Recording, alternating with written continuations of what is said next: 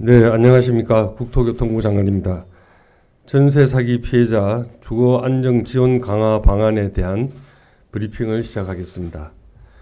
2년 전부터 서민의 재산과 보금자리를 위협하는 전세 사기 피해자가 지속적으로 발생하고 있습니다.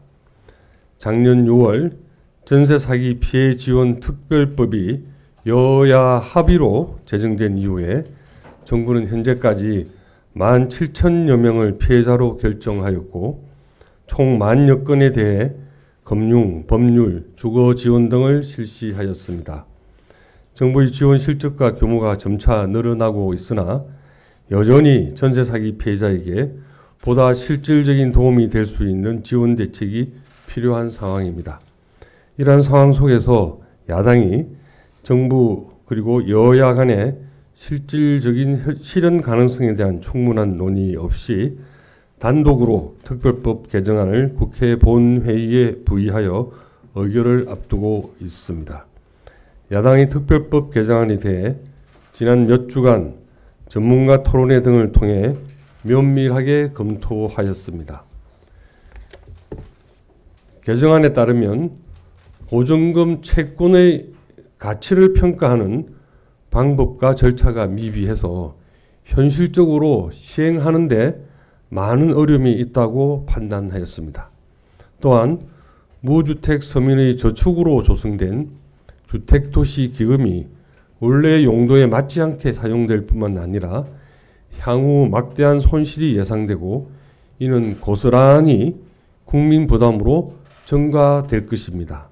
이에 정부는 피해자에게 실질적으로 도움이 되고 빠른 시일 내에 시행이 가능한 지원 방안을 마련하였습니다. 첫째, 전세 사기를 당하였더라도 공공이 경매를 통해 낙찰받도록 하여 피해자가 원래 살던 집에서 원하는 만큼 안정적으로 거주할 수 있도록 하고 경매 과정에서 발생하게 되는 감정가와 낙찰가만큼의 차액을 활용하여 피해자들의 손실을 최대한 보전해 드리겠습니다. 현재 피해자들은 살던 주택에 그대로 거주하고 있으나 경매 이후에는 퇴거 위험에 놓이게 됩니다. 이를 방지하기 위해 LH 등 공공주택 사업자가 피해자로부터 우선 매수권을 양도받아서 피해 주택을 낙찰받고 해당 주택을 공공임대로 제공해서 임대료 부담 없이 안정적으로 장기간 거주할 수 있게 하겠습니다. 퇴거할 때 임대료로 사용하고 남아있는 경매 차익은 임차인에게 돌려드리겠습니다. 결국 피해자는 경매에서 자력으로 자기가 가진 권리에 따라 배당받는 금액에 더하여 낙찰자인 LH공사 등에 귀속되는 경매 차익만큼을 추가로 지원받을 수 있게 됩니다. 이러한 혜택을 많은 피해자가 누릴 수 있도록 그동안 사각지대로 지적되었던 불법 건축물과 신탁 사기 피해 주택 그리고 다가구 주택도 경매를 통해서 적극적으로 매입토록 하겠습니다. 이러한 방식을 통해 피해자가 보증금 손실을 줄이고 일상으로 돌아가는 시간을 단축시킬 수 있도록 지원하겠습니다. 둘째, 금융지원의 문턱을 낮춰 더 많은 피해자가 쉽게 금융지원을 받을 수 있도록 제도를 개선하겠습니다. 최근 고금리 장기화에 따른 피해자들의 이자 부담을 덜어드리기 위해 기존 전세 계약 만료 전이라도 더 낮은 금리로 갈아탈 수 있도록 요건을 완화하겠습니다. 주택구입자금 대출의 경우에도 오피스텔을 포함하도록 지원 범위를 확대하겠습니다. 셋째, 전세 사기는 예방이 가장 중요한 만큼 임차인이 자기 방어를 잘 할 수 있도록 전세 계약 시에 필요한 핵심 정보를 제공하고 악성 임대인이 전세 시장에 발붙이지 못하도록 하겠습니다. 안심 전세 앱을 활용해서 임대인의 위험도 지표를 제공하고 보증금을 상습 미반환한 악성 임대인 명단도 공개를 확대하겠습니다. 최근에도 각지에서 발생하고 있는 전세 사기로 국민들의 염려와 불안이 여전한 상황입니다. 전세 사기를 예방하고 피해를 지원하는 일은 민생 현안이므로 현실적인 대안을 마련하여 신속히 집행하는 것이 그 무엇보다 중요할 것입니다. 하지만 현재 본회의에 보여되어 있는 개정안으로는 신속한 구제가 어렵고 공공과 피해자 사이에 채권 가격, 평가 가격을 두고 불필요한 분쟁을 일으킬 것이 우려됩니다. 전세 사기 피해자를 실질적으로 지원하는 길이 무엇일지 다시 한번 신중하게 고민해 주시기를 간곡히 부탁드립니다.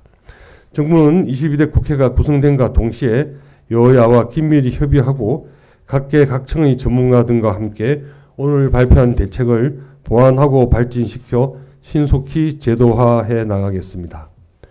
법 개정 이전에라도 LH 등 공공주택 사업자가 경매에 적극적으로 참여해서 피해주택을 매입할 수 있도록 하고, 이를 위해 우선 매수권을 LH 등에 양도한 피해자들은 공공임대주택 입주와 경매 차익을 활용한 지원 대상에 포함될 수 있도록 국회 및 관계기관과 적극 협의해 나가겠습니다.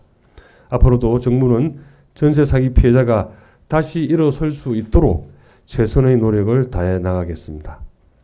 이상 발표를 마치겠습니다. 지금부터 질의답변 시간을 갖도록 하겠습니다. 질의가 있으신 기자님은 손을 들어주시고 지명을 받으시면 소속과 성명을 밝히신 후 질의하여 주시기 바랍니다. 네, 대한경제. 예, 장관님 두 가지 질문 드리겠습니다. 네. 하나는 지금 정부안이 여당의 선구제 후회수를 반대하는 내용으로 이제 그 차액 이용해서 최대 20년간 거주할 수 있도록 하는 내용인데요. 이렇게 하시게 된 배경, 가장 중요한 배경이 무엇인지 좀 설명 부탁드리겠고요. 네. 또 한 가지는 오늘 지금 발표한 정부안이 확정이 되고 다음 국회에서 변함없이 그대로 발의가 되는 것인지 궁금합니다. 예, 아까 우리 간사님이 말씀해 주신 대로 저희가 오늘 발표한 안의 요점은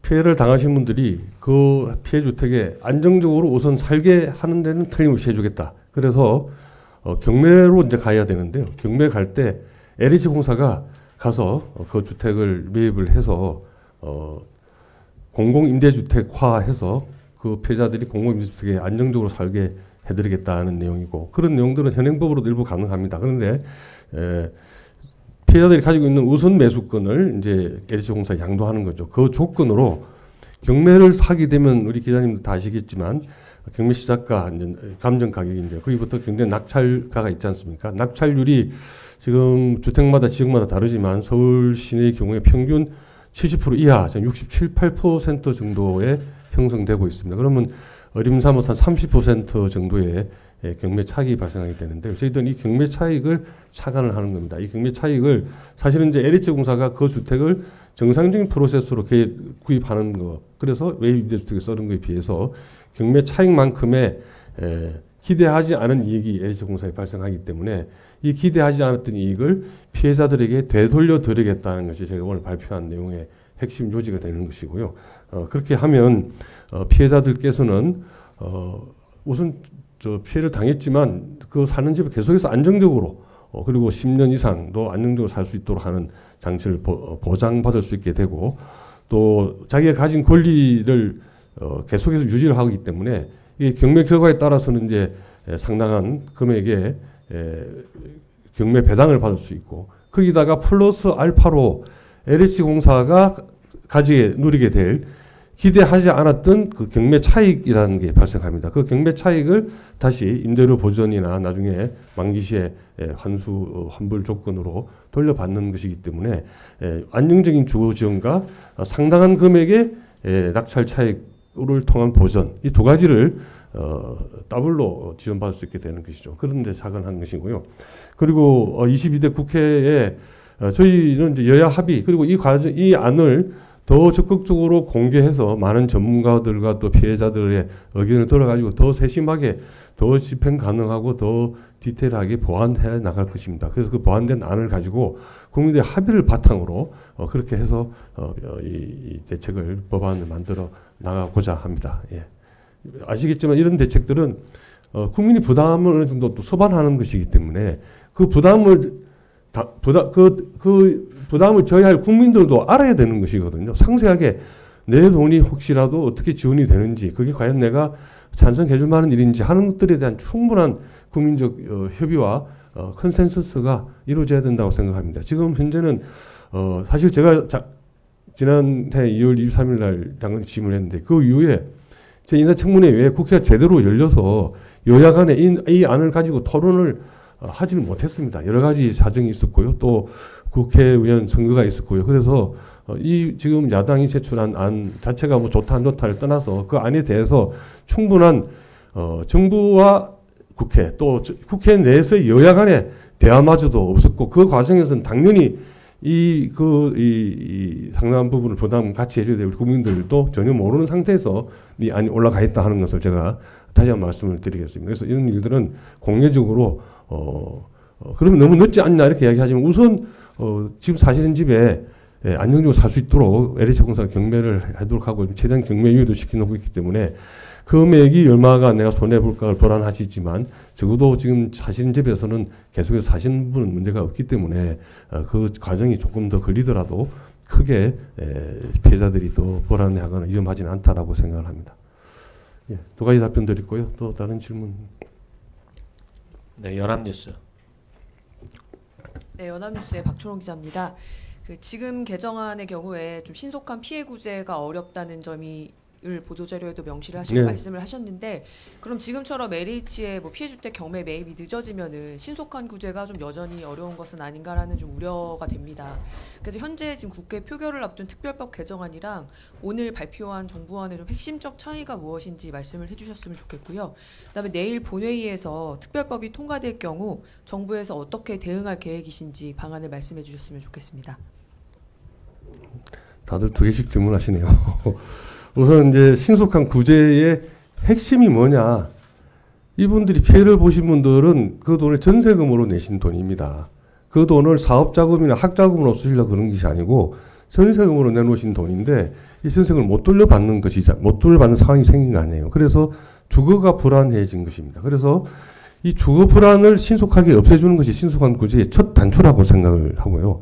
꼭 돈을 달라고 그러면 경매를 거쳐서 가액이 확정이 되면 그때 가서 다시 또 보전을 받을 수 있을 텐데 그래서 신속한 구제의 핵심은 주거 안정을 확실하게 보장해야 되는 것이 신속한 구제의 핵심이라고 생각을 합니다. 그런데 이제 야당안을 제가 사실은 뭐 야당안에 일일이 제가 답변 드리는 것이 좀 부담이 됩니다만은 솔직히 말씀드리면 신속한 구제, 선구제라고 하지만 이것은 정확하게 이야기하면 피해자가 가지고 있는 전세금 반환 청구권이라는 채권을 기초로 합니다. 세입자가 집주인에게 전세금을 반환해달라는 청구권을 가지고 있지 않습니까? 전세금 반환 청구권의 가치를 평가해서 일정 금액을 주자라고 하는 것인데 그 채권의 가격을 평가하는 것이거든요. 이 채권의 가격은 평가하기가 굉장히 어렵습니다. 왜냐하면 채권자들이 서로 경합하는 상황에 있고 선순위 채권자도 있고 후순위 채권자도 있고 최주상들이 경합하는 상황도 있고 그럼 이거를 정부가 사는 것도 아니고 이게 누가 얼마의 가치로 평가하느냐 또 살 사람의 의향도 중요한 것이기 때문에 이 가치를 평가하기가 굉장히 어렵다. 그래서 우리나라의 시스템이 그래서 경매라는 것이 있습니다. 그 보증금의 가치가 얼마인가는 경매 과정에 넣어봐야 각 채권자들이 자기가 가진 권리를 다 들이대고 국세부터 지방세부터 해서 또 다른 금융기관 등등 해서 모든 채권자들이 자기가 가진 권리를 다 드러내고 그리고 그것을 사겠다는 사람이 이것 얼마 정도로 주겠다는 호가도 붙어야 가치가 평가되는 것이거든요. 그래서 전세금 보증금 반환 청구권의 가치를 정확하게 평가하는 프로세스가 경매 프로세스입니다. 그래서 경매 프로세스가 끝이 나야 그 가치가 매겨지는 것인데 지금 국회에 가 있는 개정안은 경매 프로세스가 끝나기 전에라도 제3의 누군가가 가치를 평가해서 일단 돈을 주자라고 되어 있기 때문에 그 제3의 누가 그 가치를 평가할 거냐. 기술적으로도 제가 생각할 때는 거의 불가능에 가깝습니다.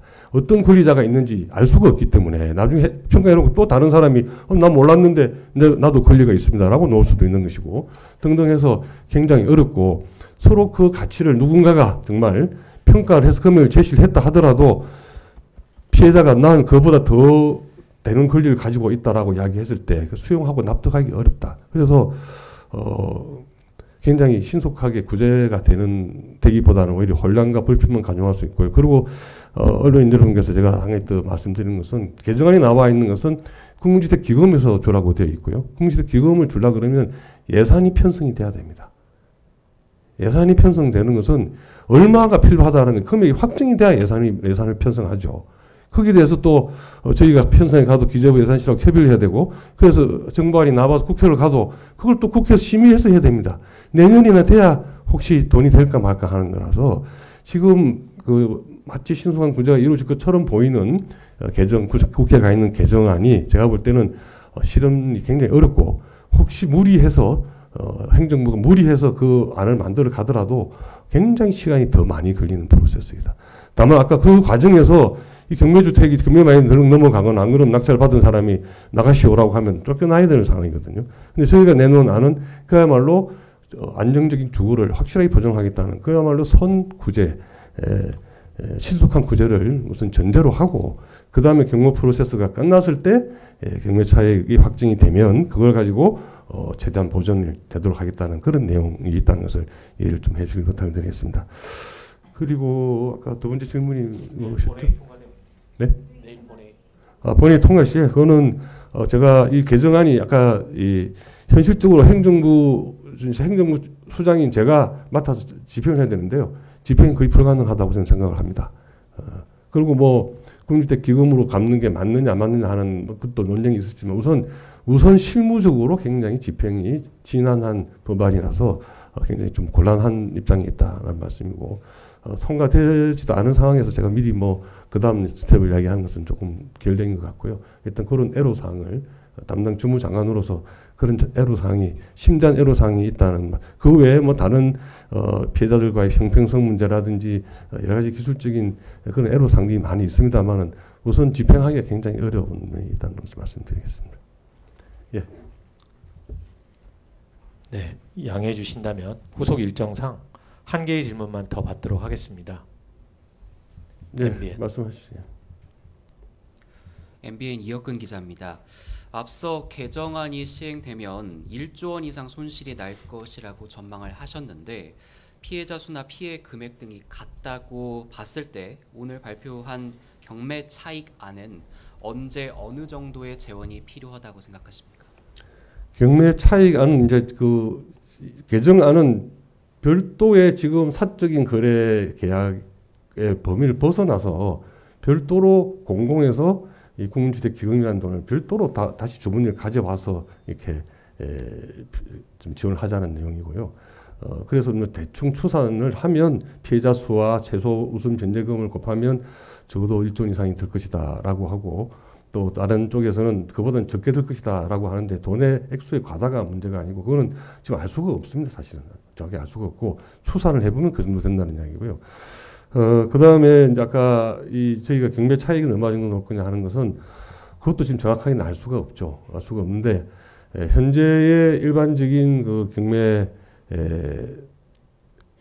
결과들 평균적으로 보면 한 67% 지역마다 다릅니다. 지역마다 다르고 실제로 이게 경매에 넘어갔을 때 또 어느 정도 이 가치를 받을지 하는 건 알 수가 없으나 개략적으로 저희가 추산하기는 최소 우선 변제금 수준 이상은 그게 준하는 수준 정도는 경매 차익이 발생하지 않을까 하고 기대를 그냥 해보는 겁니다. 해보고 그리고 그 여와 관계없이 저희 보도자를 자세히 읽어보시면 향후 10년간 또 원하면 또 다른 10년간 더 해서 공공임대주택에서 아주 낮은 임대료로 지속적으로 살 수 있도록 보장해드리겠다는 안이 있기 때문에 그 임대료를 사실은 공공임대주택은 시세 대비 한 30% 40% 정도의 임대료로 받고 있는 거거든요. 거꾸로 이야기하면 공공임대주택 산다는 거는 시세로 사는 것보다 한 60% 전후에 임대료 보조를 받고 사는 것 같습니다. 그래서 거기서 10년간 계속해서 살 수 있다라고 하면 그걸 누적적으로 보면 굉장히 적지 않은 액수의 지원을 받는다라는 것을 알 수 있을 것으로 생각합니다. 제가 이 설명은 다 드렸고요. 핵심 요지는 설명 다 드렸고 더 디테일한 기술적인 사항은 우리 주택토지실장님하고 우리 담당 국장님이 답변을 드리면 어떨까 하는데요. 한 분만 더 해달라고 그러니까 우리 머니투데이 기자님만 제가 더 받도록 하겠습니다. 머니투데이 조성준입니다. 기회 주셔서 감사합니다. 지난번 토론회 때 이제 그 액수가 피해자 보증금 피해 액수가 5조 원 정도 된다는 얘기가 나왔었는데 그 이후에 이제 추산 5조가 맥스다 이런 얘기도 해주셨고 최대 이제 국토부에서 생각하는 피해 인원이 3.6만 명 정도로 이렇게 본다고도 얘기를 들었습니다. 구체적이지 않더라도 대략적으로 어느 정도 전체 피해 금액이 어느 정도 될지 보고 계신가요? 그 이후에 저희가 이제 그런 구체적인 숫자를 밝히는 것은 사실은 굉장히 조심스럽기 때문에 아마 뭐 그런 숫자를 대상 인용은 안 하고 있는데요. 이게 뭐 이 추산에 불과한 숫자들을 계속 확정적으로 쓰면 그것이 마치 고정화되고 그것이 맞냐 안 맞냐 하는 불필요한 문제 본질과는 다른 논쟁으로 변해서 지금 저희들이 그렇게 쓰는 자료는 이번에도 아마 이번 보도자료도 표현을 안 했습니다. 그래서 그에 대한 답은 그냥 추산을 그때 했었다라는 정도로 이렇게 답변을 드리고 더 자세한 내용은 나중에 우리 실장님과 국장님께 여쭤보시기 바랍니다. 오늘 바쁘신 시간 쪽에서 브리핑에 관심 가지고 와주셔서 감사드리고요. 아까 우리 박초롱 연구소 기자님 물으셨듯이 실질적인 구제는 주거 안정을 보장해야 되는 게 실질적인 구제입니다. 지금 그분들한테 필요한 건 현금 얼마가 아니고 자기가 살던 집에 안정적으로 사실 수 있도록 만들어내는 것이 가장 급한 구제라고 생각을 하고 그리고 정상적인 절차를 거쳐서 모든 권리관계가 확정이 되면 그때 최대한 보전을 하도록 하도록 조치를 하겠다는 것이 저희 정부 안의 요점이 되겠습니다. 그렇게 이해해 주시고 폭넓은 그런 이해에 기반하신 기사를 써주시기를 간곡히 부탁드립니다. 감사합니다. 이상으로 브리핑을 모두 마치겠습니다.